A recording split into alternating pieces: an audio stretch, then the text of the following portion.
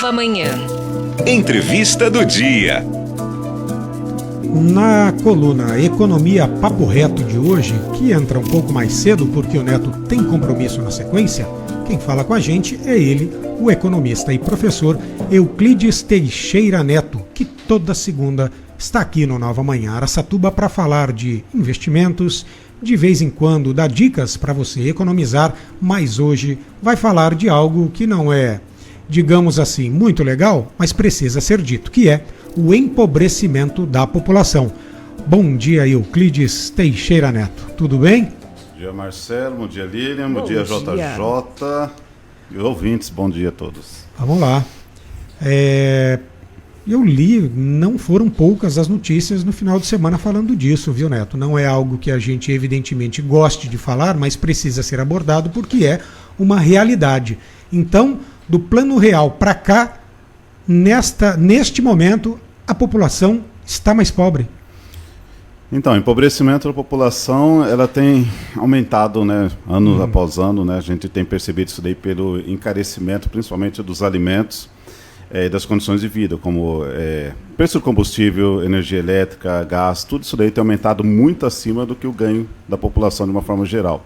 Então, a gente tem observado durante todo esse período que o assalariado, o brasileiro que recebe um salário base aqui no país, né, ele praticamente tem perdido muito o seu poder de compra e não tem conseguido mais recuperar isso daí, né? Então ele tem que viver de outras formas para poder pelo menos ter uma vida, vamos dizer assim, mais ou menos digna, né? Então isso daí que está ocorrendo aqui no Brasil é de uma forma já generalizada em todos os setores, em todos os estados, em todas as regiões.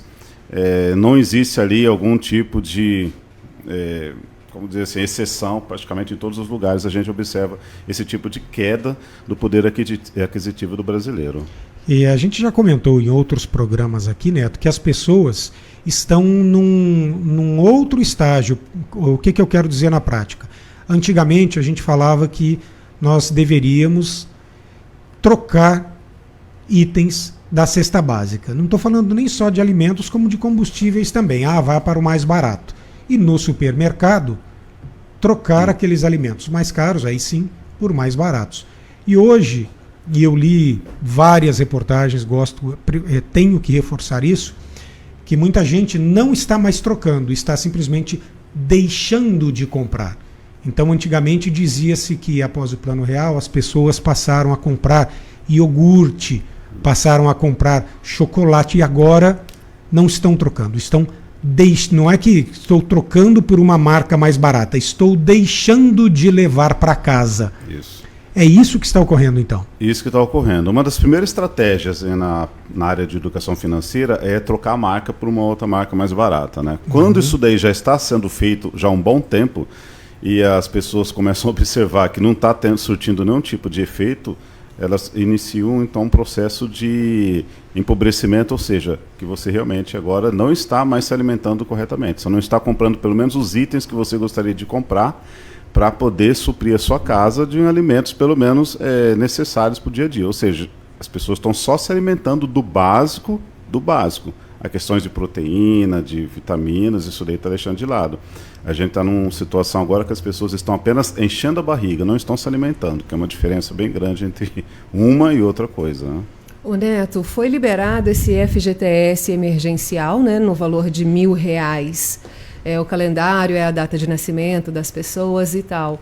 Uma dica sua para que as pessoas possam usar esse dinheiro, né? O objetivo é injetar mais dinheiro na economia.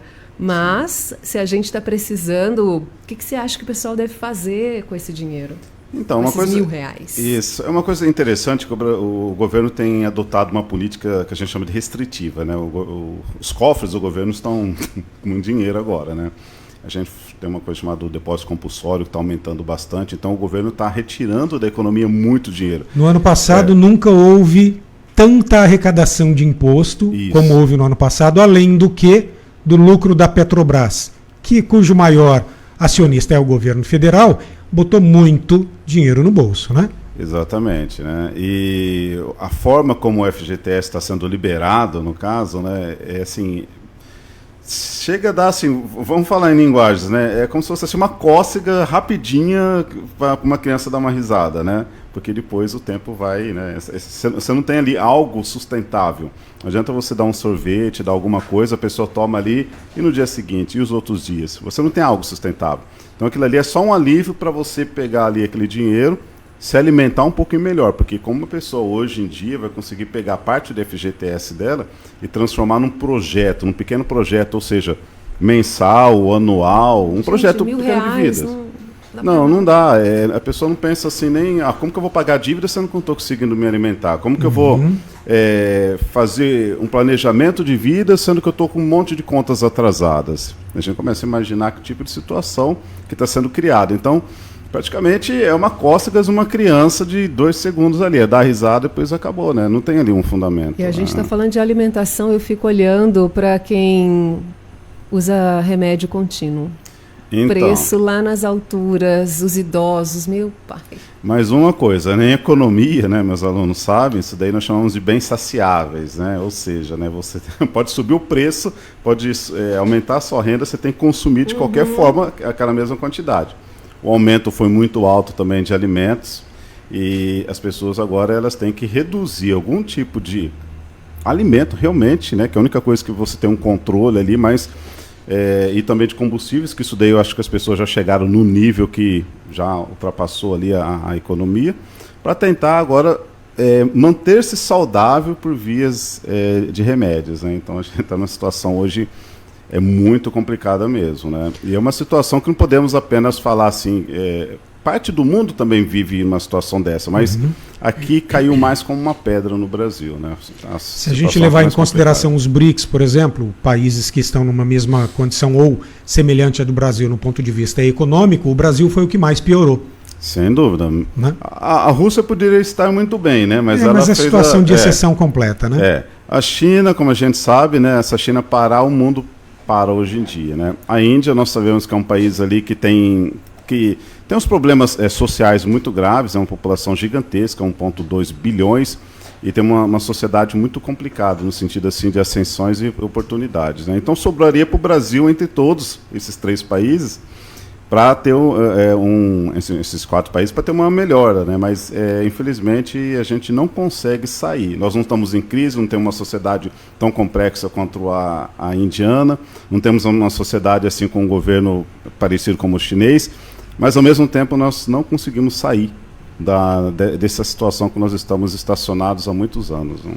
Mas aí a gente vem a pergunta que todo mundo se faz. Se a situação está complexa, o governo não está lá ajudando muito, o que cabe ao cidadão comum fazer para não entrar na roda viva aí da falta de grana e comprometer sua vida? Existe o que fazer? Olha, pelo que eu estou vendo, o endividamento das famílias brasileiras está aumentando bastante e elas vão, talvez, se sair essa situação que estão vivendo, as pessoas vão sair endividadas. As taxas de juros aumentaram bastante e a gente fica imaginando, né, como é que uma pessoa, um cidadão brasileiro comum, médio, ele vai viver nos próximos anos, né? Porque escola já não consegue, plano de saúde já não consegue, remédio já não consegue, ou seja, como que as coisas vão acontecer, né? Então, a única coisa que resta para a pessoa é apertar mais o cinto do que já está e ficar encarando uma situação que realmente vai ser de agravamento social cada vez pior, né? Ou seja, fome, mais para frente desnutrição, outros problemas que a gente está tendo aí relacionado a questões de vacinas, campanhas anti-vacinas. Então essas coisas estão começando a piorar muito a sociedade brasileira, porque a gente está vendo pequenos surtos aí, né? Fora a dengue também, que ela já está retornando, né, no nosso convívio, também, né? Sarampo já está retornando. Então essas situações aí também têm sido muito alarmantes para nós brasileiros, né? Então a situação agora não dá para dizer assim, para quem, estou dizendo assim, para a massa brasileira, né, para os 50% brasileiros que estão na classe D e E, é uma situação assim, muito delicada, porque a situação, a classe que mais aumentou no Brasil é D e E, porque muitas pessoas que estavam na B e na C passaram para D e para E. Então eles têm aumentado, o empobrecimento está sendo tão grande. Então quando tem um aumento da classe D, praticamente o pessoal está descendo, porque a classe E já é uma classe que já está numa situação mais assim complicado ainda, né? Agora, essa mudança que a gente está vendo de uma classe para outra simplesmente está aumentando a quantidade de pobres no Brasil, né?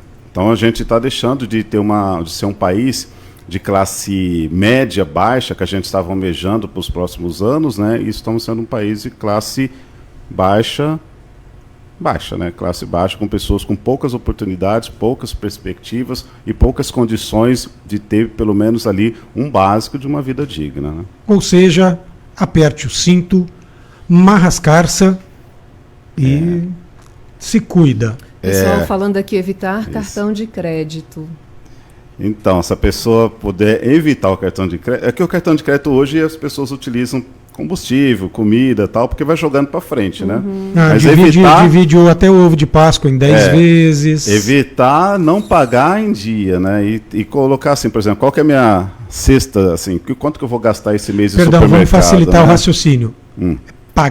Tentar pagar em dia, não pagar deixar atrasar. Dia, não atrasar. Perfeito. E outra coisa, sexta... O que eu vou comer nessa semana, né? Então já faz um planejamento, porque os preços tudo subiram. Então você vai ter que reduzir a quantidade de alimentos e trocar alguns tipos de produtos por outros substitutos, né? Para poder consumir o que precisa. Comprar por semana está saindo mais em conta ou é melhor comprar por mês? É melhor comprar. Não, é melhor comprar por semana. Melhor comprar por semana. A compra mensal a gente perde um pouquinho o horizonte, né? A semanal a gente consegue planejar pelo menos ali o que você vai comer durante a semana. Então a melhor coisa que tem é você comprar semanalmente, só que assim, claro que a gente sabe, o preço do combustível está caro, não dá para ficar indo ao mercado todo momento, né? Mas se você puder comprar semanalmente, é uma estratégia melhor do que comprar mensalmente, né? Perfeito. Neto, é isso por hoje.